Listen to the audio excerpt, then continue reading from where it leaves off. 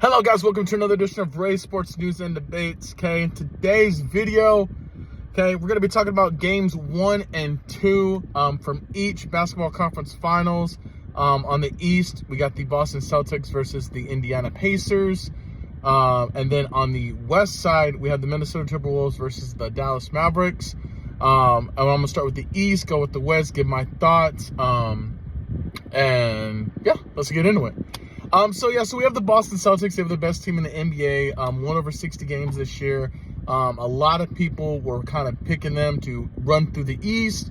And for the most part, they've really had an easy path. I mean, Miami was an easy series for them to win. Then they go to Cleveland. Cleveland didn't have Jared Allen. And I think that factor alone, I still think Boston would have won that series, but it probably would have been like 6 or 7 games. And then you have the Indiana Pacers, who have really benefited from injuries. Now, I'm not saying they're not a talented team. I do believe they have the potential to be great. But they played Joel Embiid and the 76ers the first round. Joel Embiid was still kind of coming back. I don't think he was 100% healthy. I want to say he was probably about 85-ish%. And unless you get the full 100% with him and Maxey, that team's not winning. Then they go to the Knicks, and the Knicks had lost Julius Randle. Then Josh Hart had injury problems. David Brunson had his fair share of injury woes.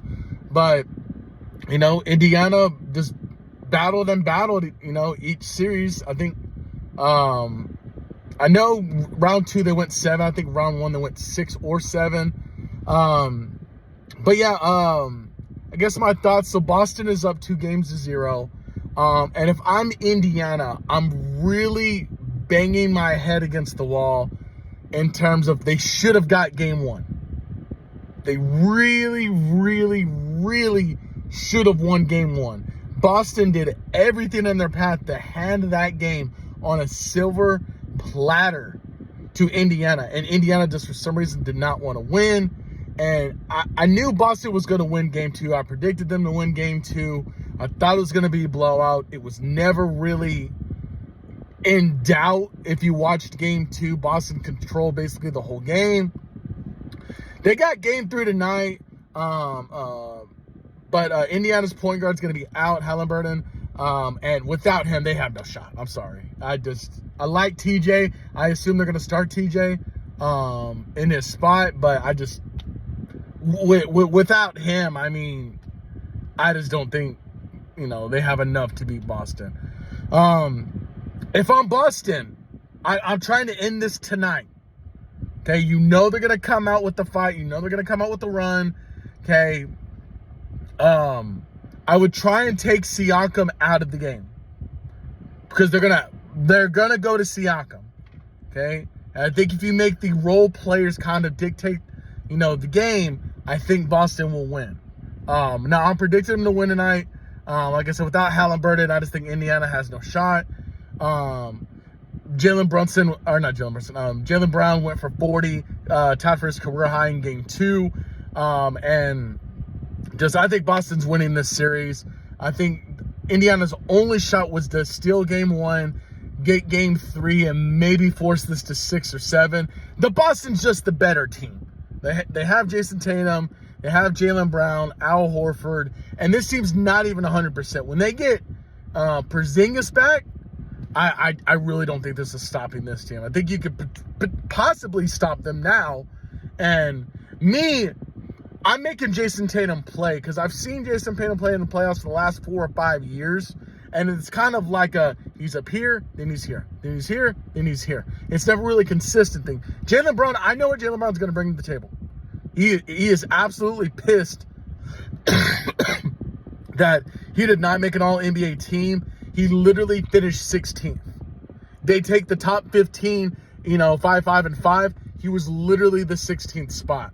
So obviously Jaylen Brown has something to play for.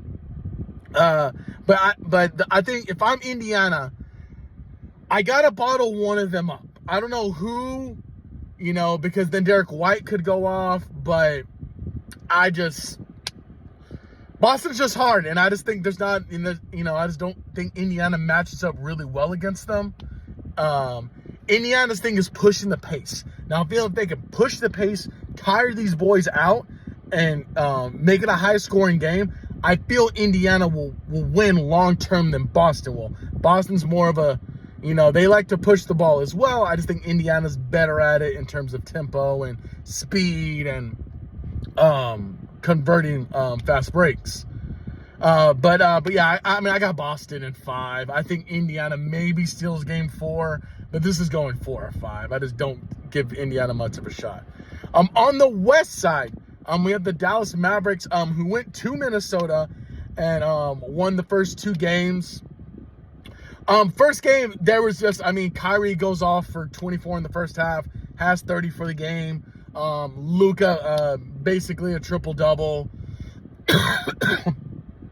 and Jaden McDaniels went off for the Minnesota Timberwolves game 1.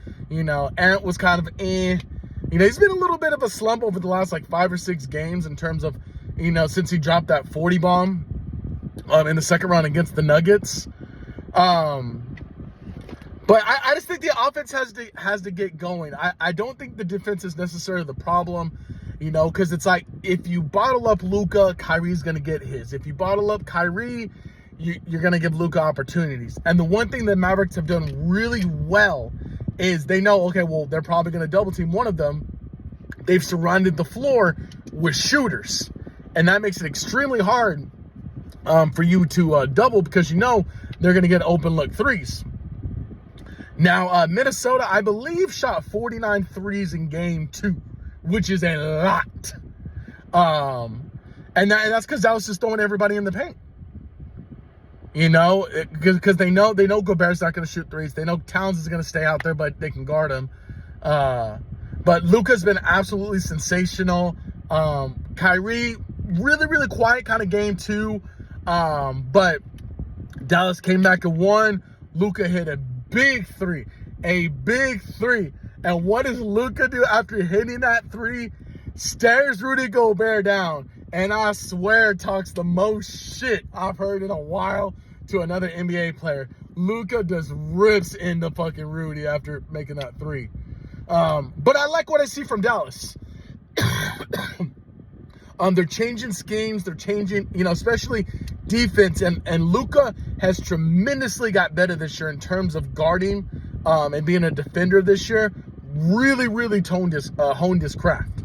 I like the duo of Kyrie and Luka.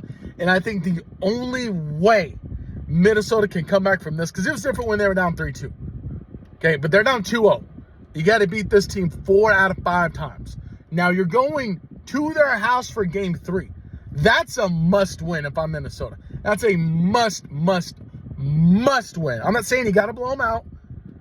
Okay, but I'm definitely saying you got to win. You're going to have Ant, and I think if Anthony Edwards and Cat can match the scoring of Luka and Kyrie, I think they have a shot. Because recently, Luka has been outscoring the both of them, or close to it. The reason they didn't win game 1 was Kyrie had 30 and Luka had 29. And I just think, if I'm Minnesota, I'm trying to get Ant involved early, even if he's throwing dimes and getting rebounds and stuff. But I think Minnesota has a shot. Okay, they obviously beat the defending champions 2 times in a row, beat them by 50 in game 6, and then came back and stole game 7 after being down 20. So I know Minnesota can do it. It's just a matter of, I think, the defensive scheme. I think they're still playing the Mavericks like they were playing the Nuggets. Okay, and the difference there is, you have Jokic who's like a power forward to a center. Okay, Luka and Kyrie are handling the ball. So I think what you do is you have to change your scheme in terms of, okay, I'm going to make all these guys around them win the game. I'm going to make the Tim Hardaway Juniors, the Gaffords, I'm going to make them shoot the ball and beat me. I'm not letting Luka and Kyrie beat me. Okay. That means, we're blitzing after every trap, or, We're shadowing one of them the whole court. Okay, Minnesota has got to flip their game script around defensively. Offensively, I think, you just got to see the ball go in a couple of times. This one's tough because Dallas is up 2-0, but I still feel it's anyone's series. I could definitely see Minnesota winning the next 2 in Dallas, just like when they went to Denver and they won 2 there, and then it being a best-of-3 series. And I think what's going to happen is I think Minnesota will win Game 3. I think they'll win Game 4. I think they'll win Game 5. I think Minnesota will win 3 in a row. Dallas wins on home court, and then you settle it out in Minnesota for Game 7. I think this series is going 7. Just because I personally, I feel Luka and Kyrie are the better team, but they both have to be on in terms of dishing out the ball, getting rebounds, putting the ball in the net. And if both of them don't do that, I think Minnesota can win. And I think you're going to have a game or two where Kyrie, Minnesota really should have stole Game 2 because Kyrie was really having an off night. Luka was just sensational. But I feel if they can continue that and kind of limit Luka's scoring and Kyrie's scoring, I know that's easier said than done. But I think you got to start blitzing off of every drop, like I said earlier. I think that's the only way for them to win. But I'm going to pick Minnesota in 7.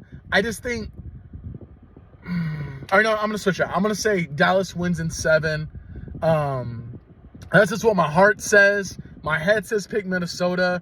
But I personally just feel like the Mavericks are a better team.